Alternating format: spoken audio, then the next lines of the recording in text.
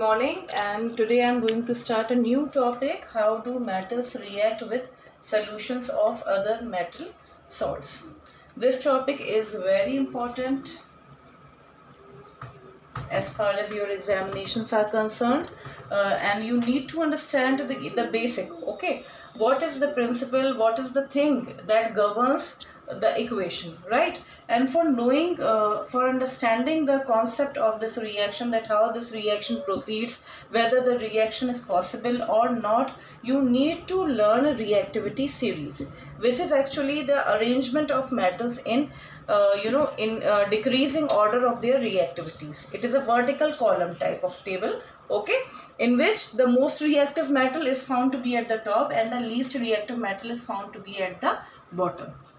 Okay, so first of all I am writing reactivity series. Once you have learned reactivity series, or if you are solving equations by watching the video, you can pause the video and see the reactivity series, and then you will be able to know the formation of product, whether the product is possible or not, right? So I am starting with the most reactive metal: potassium, sodium, calcium, magnesium, aluminium, zinc. Let me use another pen. Then iron, nickel, tin. This is tin. Lead, plumber. Then hydrogen. Hydrogen I am writing with another pen. Hydrogen. This is hydrogen. And then copper, mercury,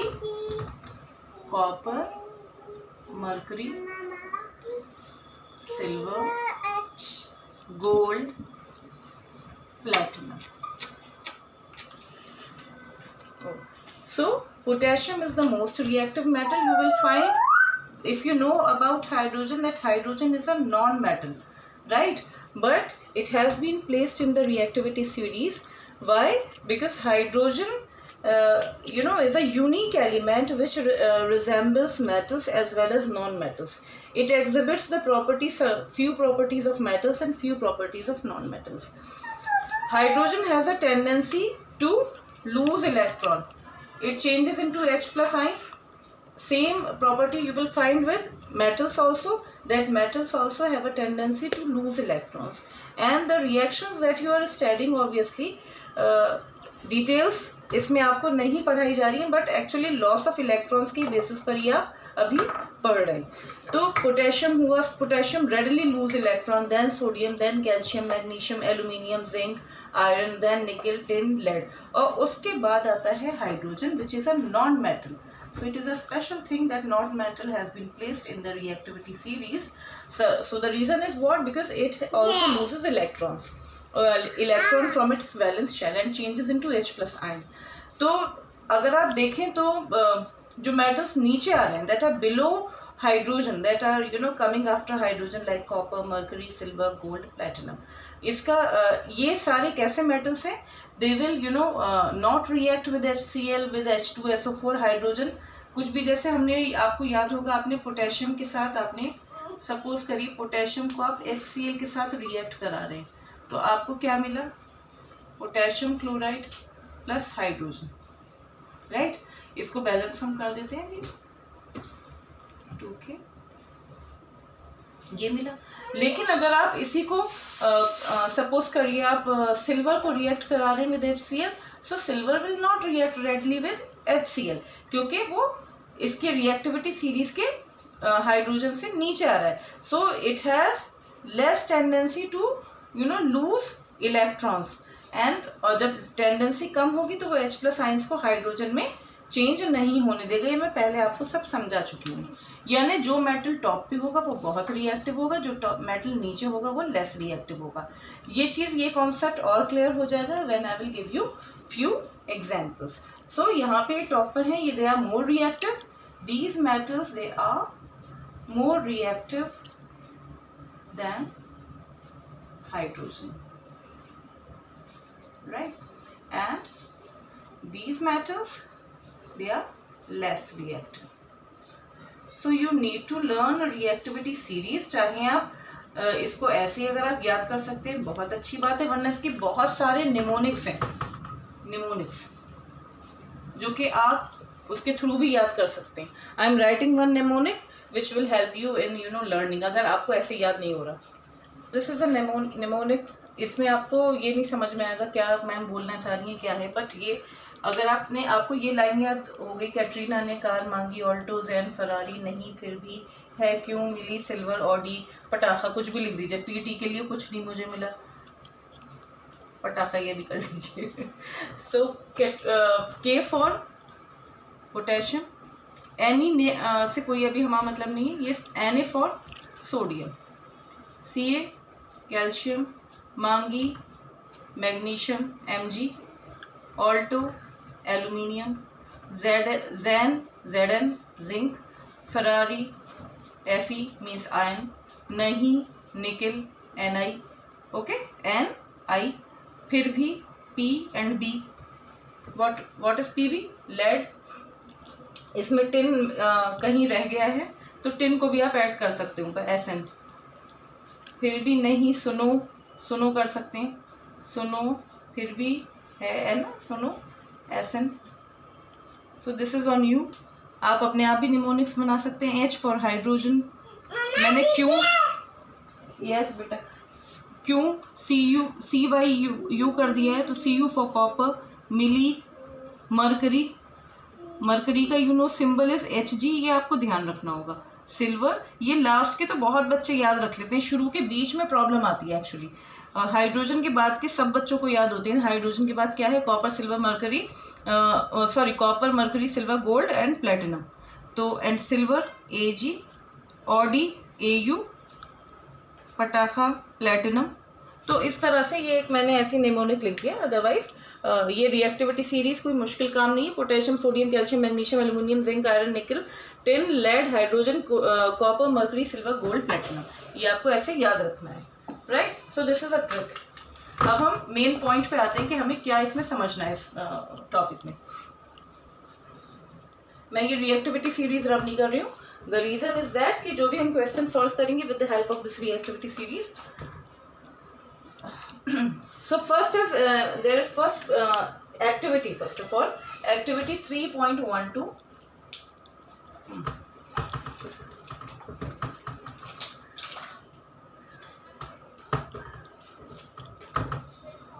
3.12 और उसमें क्या दिया हुआ है, there are two metals that have been given and उसमें क्या है वो देख लेते हैं हम। Take a clean wire of copper and an iron nail. Copper और आयरन नेल लेना है और कॉपर वायर लेना है, ओके क्लीन। तो suppose this is your copper wire और दूसरी जगह आप क्या ले रहे हैं, iron nail Fe, and put the copper wire in a solution of iron sulfate and the iron nail in a solution of copper sulfate. तो कॉपर वायर को आपको किस में करना है, एक मिनट, ये डोप wire is to be dipped in what, iron sulphate solution which is FeSO4, right, and iron nail is to be dipped in what, copper sulphate solution. देखिए बच्चों, सबसे पहले हमें क्या पता होना चाहिए कि आपको कोई भी स्टेटमेंट दिया है और उसमें आपको मेटल सॉल्ट्स ये सब दिख रहे हैं, तो आप क्या उसको इक्वेशन में चेंज कर सकते हैं। और जब आप when you start writing chemical equations, then you will be able to know that what has been asked, whether this reaction is possible और नॉट। ऐसे आप देख के बताना आपको इतना ईजी नहीं है जितना आप जैसे इक्वेशन लिखेंगे, right, like this is copper Cu, मैं इस फर्स्ट उसकी कंडीशन की बात कर रही हूँ, and you have iron sulphate. We know that the colour of iron sulphate is what, the colour of iron sulphate is green, pale green होता है colour.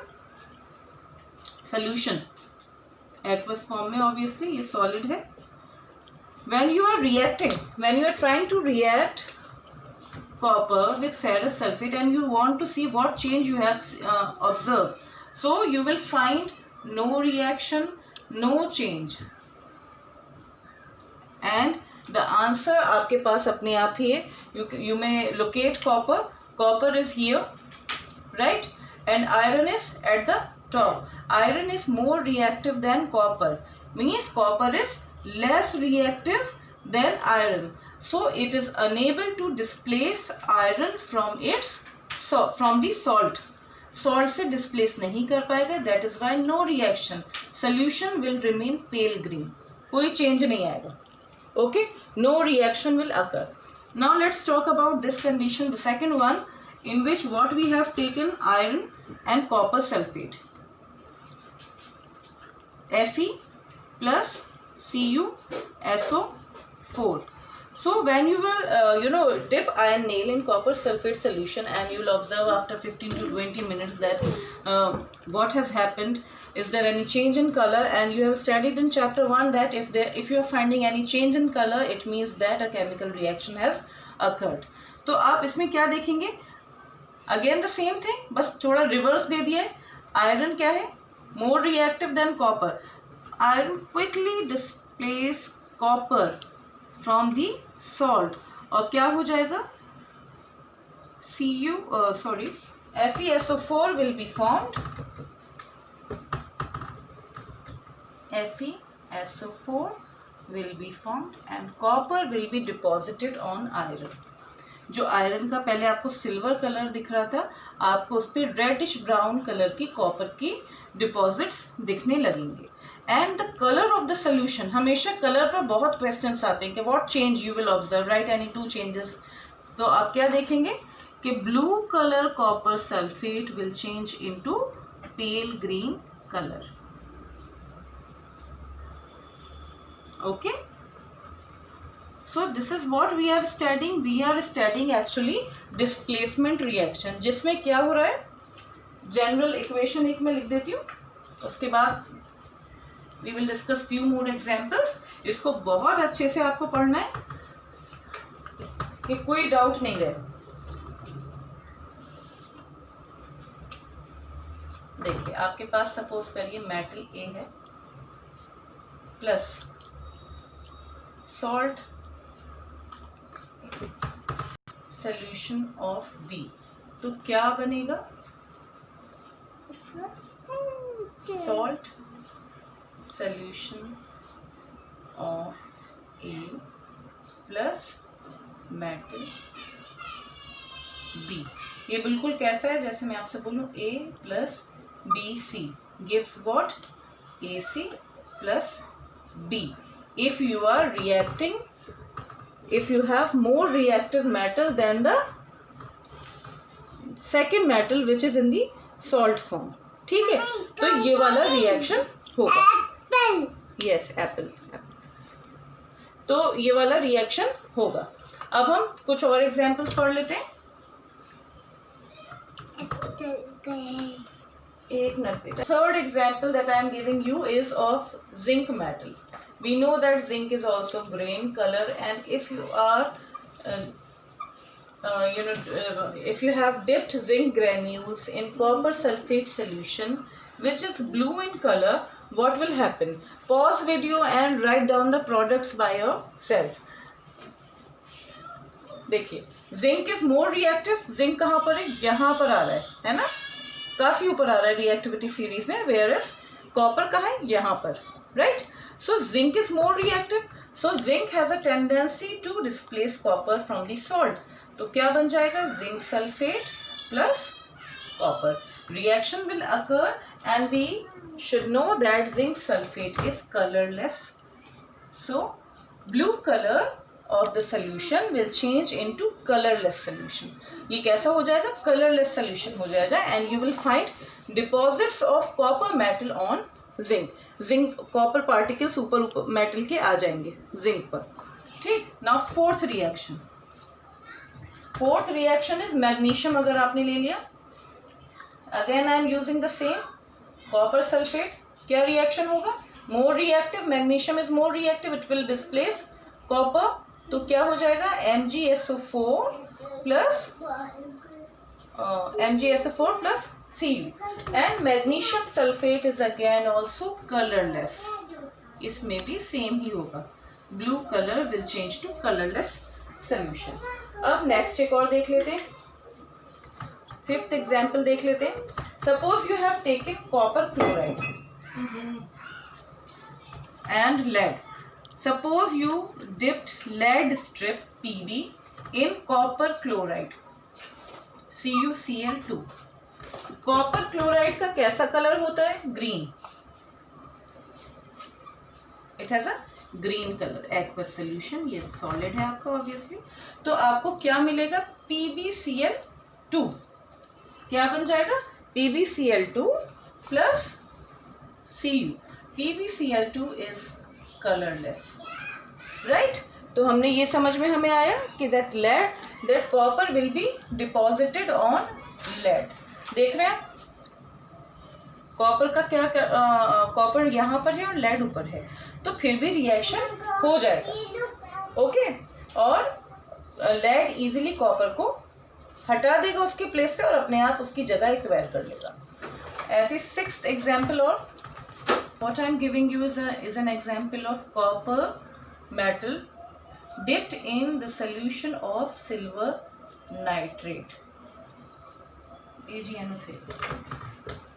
AgNO3 both have 1 valency. AgNO3, right? इसको balance, अभी मैं balanced equation, आज मैं balancing आपको कुछ नहीं बता रही हूँ. बैलेंसिंग बहुत बार मैंने रिएक्शंस में बता दी.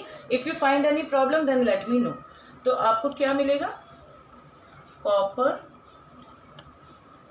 Nitrate CuNO3 nitrate and copper nitrate and silver. इसमें 2Ag लगा देते हैं. Let's see it's balanced. तो ये बैलेंस हो गया बच्चों. अब हमें ये पता देखना है कि सिल्वर नाइट्रेट का कलर कैसा है. It is colourless. और कॉपर नाइट्रेट का बहुत प्यारा ब्लू कलर आता है. It is colorless and colorless solution will change into blue. तो you can locate the position. आप देख सकते हैं कि मैंने कैसे रिएक्शन लिखा है. Copper is here and silver less reactive than copper. That is why reaction will occur. Okay, copper will displace silver from its solution and will take its place. तो this is about how do metals react with solutions of other metal salts. एक बार reactivity series की भी definition देख लेते हैं. उसके बाद I will discuss I think 2 or 3 questions from your book. Reactivity series या फिर और एक्टिविटी सीरीज. देखिए हमने शुरू में ही ये कंक्लूजन ड्राइव नहीं किया था कि which is the most reactive metal and which is the least reactive. When we react metals with oxygen, when we react metals with water, and when we react metals with dilute acids, then we come to conclusion that these are the metals like potassium, sodium. Potassium is the most reactive metal, right? After that sodium, and platinum is the least reactive metal. जो कि मैंने आपको aqua regia जब समझाया तब बताया कि platinum कैसे डिसॉल्व किया जाता है, गोल्ड कैसे डिसॉल्व किया जाता है in aqua regia, right? Otherwise वो किसी एसिड्स के साथ रिएक्ट नहीं करते. सो द रिएक्टिविटी सीरीज और activity series is a list of metals arranged in the order of their decreasing activities. आप देख रहे हैं एक्टिविटी क्या हो रही है? डिक्रीज हो रही है. ओके, वर्टिकल कॉलम है and which metals are arranged in their decreasing reactivity. हल्के हल्के लेस रिएक्टिव होते जा रहे हैं और बाय द एंड जो लास्ट में मेटल मिलेगा it is the least reactive metal. This is actually reactivity series. तो आपसे एक बहुत ही जनरल से क्वेश्चन भी पूछा जा सकता है कि what type of metals will do you find on the top. तो आप कहेंगे most reactive metal. We are going to find at the top of the reactivity series. और लास्ट में क्या आपको मिलेगा?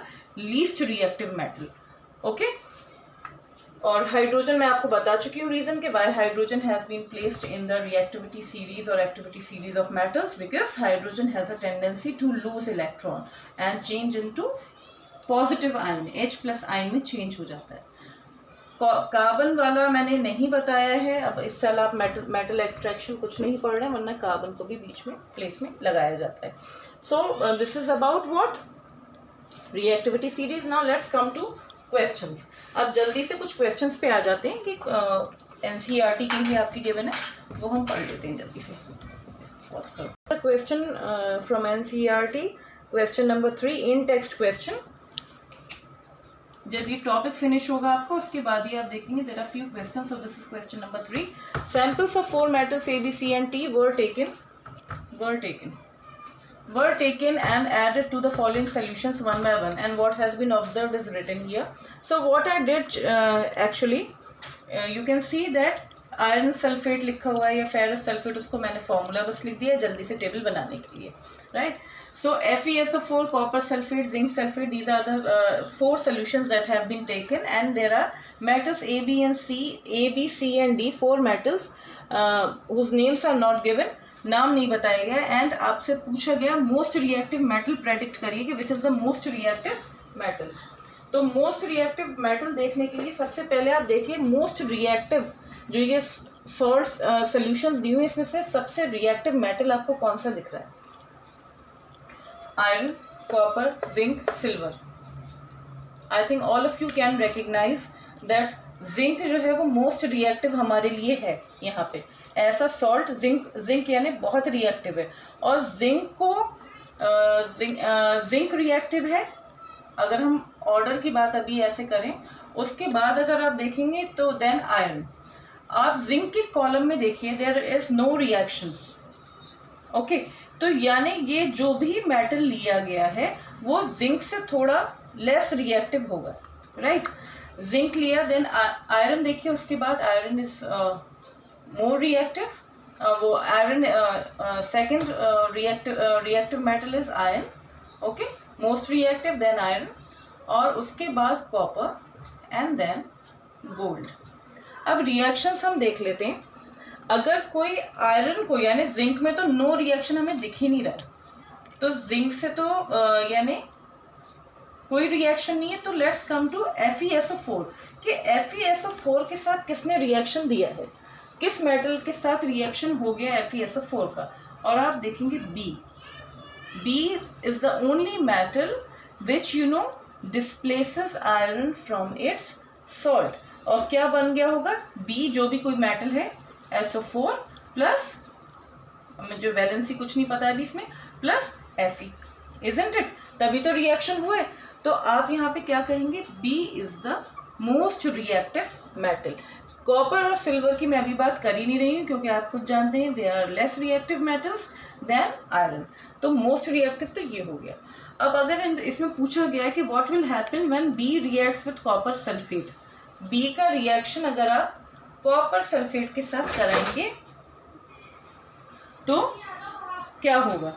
हमें पता है कॉपर सल्फेट का कलर कैसा होता है, ब्लू, बट अभी हमें मेटल नहीं पता, तो obviously the colour of copper sulphate will change, isn't it? Either it will fade or it will change. तो it will change, colour will fade, और आप कह सकते हैं और change, because the reaction can occur. Why reaction can occur? Because B is a metal which can displace iron from the salt. That is why it can easily displace copper from the salt also. अब देख लेते हैं तीसरा, decreasing order of reactivity. हमें ये पता चल गया कि B is the most reactive. Decreasing, एक सेकेंड, डिक्रीजिंग ऑर्डर जब भी पूछा जाता है रिएक्टिविटी का, तो इसका मीनिंग क्या है? You have to write the symbol of the element और the name of the element which is most reactive first, यानी सबसे पहले मोस्ट रिएक्टिव और लास्ट में कौन सा आएगा? लीस्ट रिएक्टिव आपके उसमें। तो डिक्रीजिंग ऑर्डर हमें सबसे पहले ये पता ही चल गया था that B is the most reactive metal. उसके बाद आप एरो ऐसे showing towards B that it is the most reactive metal. Now which is the second metal which is more reactive than C और देखिए A is more reactive than C and D। क्यों? क्योंकि यहाँ पे तो ये copper sulphate के साथ रिएक्शन कर रहा है, इसके साथ नहीं किया, यानी आयरन से तो लेस रिएक्टिव है ही ऑब्वियसली, बट डिस्प्लेसमेंट रिएक्शन इसके साथ शो कर रहा है कॉपर के साथ, लेकिन और किसी के साथ नहीं, C भी नहीं शो कर रहा और D भी नहीं कर रहा। तो आप कहेंगे कि A इज मोर रिएक्टिव। अब दो एलिमेंट्स मेटल्स बचे हमारे पास C एंड D। सी को देखिए अगर आप ध्यान से, तो C has shown no reaction but it reacts with AgNO3, यानी सिल्वर से थोड़ा ज़्यादा रिएक्टिव है। वो कुछ भी मेटल हो सकता है, वो कॉपर भी हो सकता है ना, मरकरी, कुछ भी हो सकती है वो। तो this C is more reactive than D. Why I am saying that it is more reactive than D? Because D has not shown any reaction. It means that this metal that has been taken is in fact even less reactive than Ag, silver. यानी gold platinum में से कुछ हो सकता है जो कि वो उसमें इतनी टेंडेंसी नहीं थी, इतनी कैपेसिटी ही नहीं थी कि वो डिस्प्लेस कर पाता। सो B, then A, and then C, and then D. This is how we can arrange. Fourth question from the same page, an in-text question. Question number 4. Which gas is produced when dilute HCl is added to a solution or to a reactive metal? Which gas is produced? We know that when reactive metals react with HCl, dilute HCl or dilute H2SO4, then hydrogen gas is produced. You can write equation also. Suppose you have taken magnesium, ये lab में बहुत दिखाया जाता है, and HCl dilute. What will happen?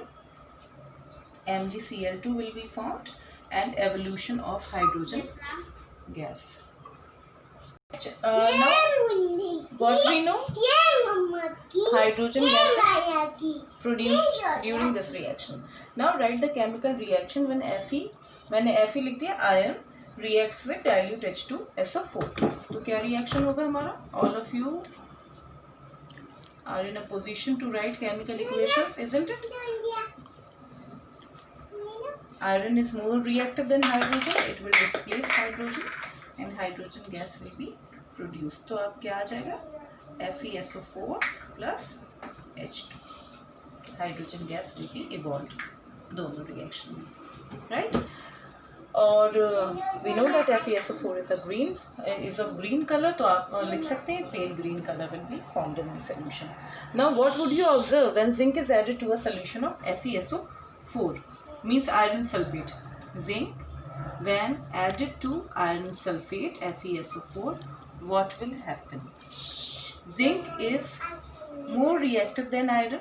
It will displace iron, isn't it? And Fe will be displaced, will be deposited on zinc. तो क्या reaction होगा? ZnSO4 plus Fe.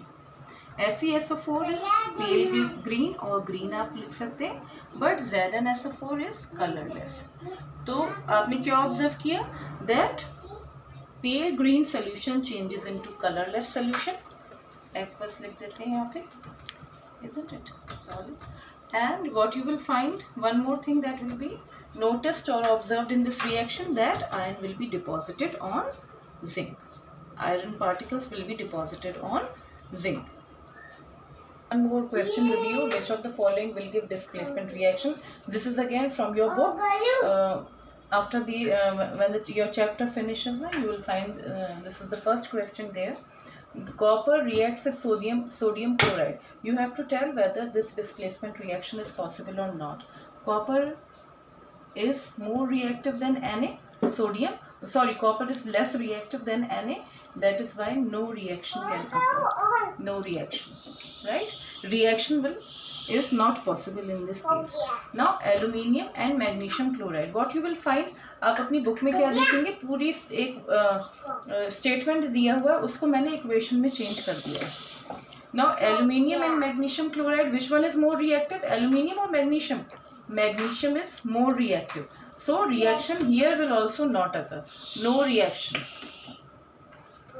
Now silver, third, silver when reacts with iron sulfate, whether this reaction is possible or not, ये पूछा जा रहा है. तो आप क्या, again silver is very less reactive than iron, so no reaction. In third case also no reaction.